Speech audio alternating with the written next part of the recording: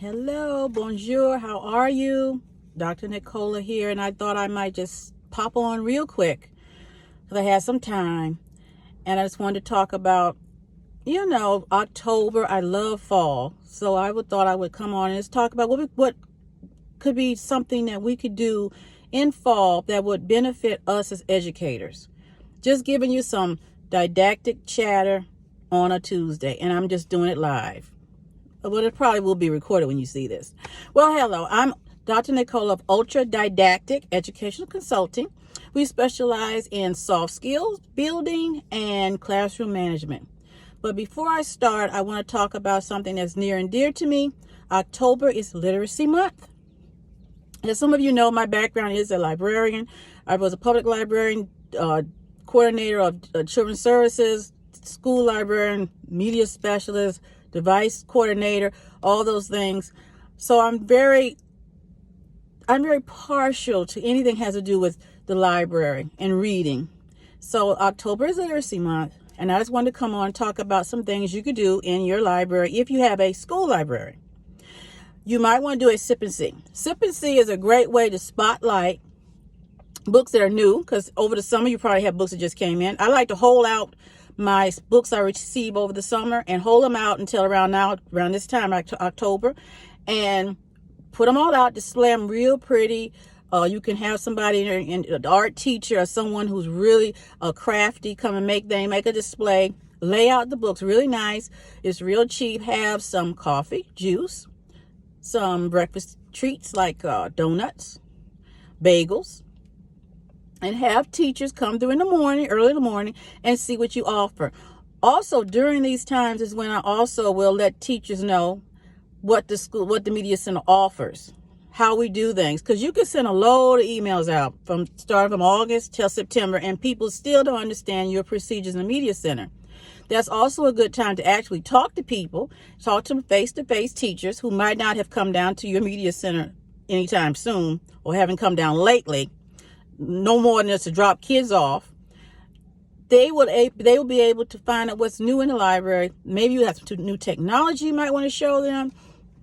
We might want to do something maybe, or we have these different computer programs that we might offer in the Media Center. One thing I've heard about out there is called Beanstack. It's the new way of putting, it's a book journal, or tracking your books, but everything is done online. The kids get badges. It's not quite Accelerated Reader, but it's something like that you can keep track of what your children are reading. Parents can do it, and it's also connected through some public libraries. So check that out. It's called Beanstack. That's for teachers, students, and parents. So you might want to check that out, see if your public library has it. If not, the school library might have it. Another thing I like to do in this time is have a sip and see. And I also like to do like some little literacy programs. You can go through like your family facilitator, PTA department, maybe during PTA meeting. Have the public librarian come over and speak to the parents about how to increase literacy. And that's a wonderful time also to offer library cards. There's a lot of things you could do during literacy time that really will put you over the top. Another thing you might want to do around this time is we usually do it I used to do it anyway, in November. Before you go out, or maybe now, see if you can get some donations of free books that you can actually give to kids. So you want them to learn how to create their own public little library, their own private book collection, or private library, I might say, at home.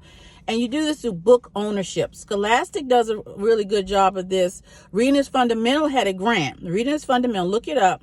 And they offered a grant where they would give you a certain amount of books. They'll give you they determine it rather by how many kids you have. And you turn in how your population, and they would give you a certain money amount that you can buy books from Scholastic or different book publishers they offered through. And that was a lovely way to do book ownership. We usually do book ownership, usually like pre-K through second. If you get enough books, you lay them all out for the kids. We call it books giving. Try it, books giving. Even if you can just offer one book each child, but have enough donated books that a child could take the book and it's actually theirs. And they love it. They always say things like, is this my book? Yes, it's your book. And that's a wonderful thing that you could do for your kids. And that's all connected to Literacy Month in October. Now, back to what Ultra Didactic Consultant really, what we do. I do that too. Of course, I'm always going to be a librarian. Foundation, that's my heart. I'm about getting information out to people. That's what makes me such a good educational consultant, because I'm going to get you the real deal. I'm going to get you exactly what you need. I know how to listen and figure out what you need. And when you're talking about staff development, when is the best time? Of course, we all know about the staff development in July, just before we go back in, summer staff development, or maybe in September or August. And those are really good times. Now, I'm not speaking about professional development where you're teaching the teachers rather, new books, new TEs, teacher editions, new literacy came out, the literacy book came out, or a new math textbook come out. I'm talking about professional development specifically for teachers, meaning them as professionals, what they need to be better teachers.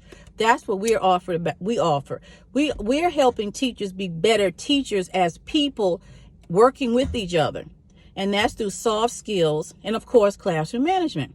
The reason why it's a good time in October to do classroom management and soft skills training is, for one thing, you know your kids now.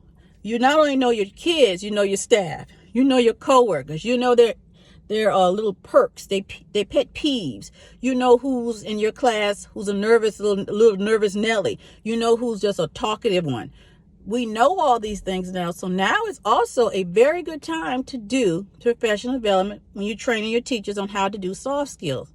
Soft skills, critical thinking. You'd be surprised. After the pandemic, a lot of us as professionals, we just lost that connection on how to deal with each other. Time management. Time management is not just about getting to work on time. Time management is organizing what you do and not becoming overwhelmed.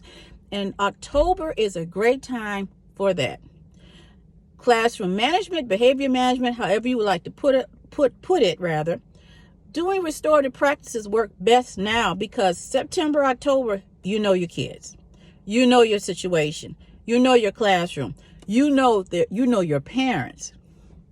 Now is a perfect time for that kind of classroom management, restorative practices, working with your kids in the classroom, or revisiting if you've already started using restorative practices. This is the best time to do it during this time. So, as I stated, when you're doing professional development, the summers are wonderful, but October, September, October, that is a good time because you know your staff and you also know your class. A good refresher time for staff development is in January, as we all know. January is a wonderful time. So you're always going to have your summer, July, August staff development. But September, October, you know what you got now. You know how to work with what you have. You understand what you need. You know what your needs are. You know what you don't need now. So that's why it's a good time for staff development around this time, and also refreshers, or even to start anything new as like a school situation, a school program is January, as we know, because you're going into a new semester.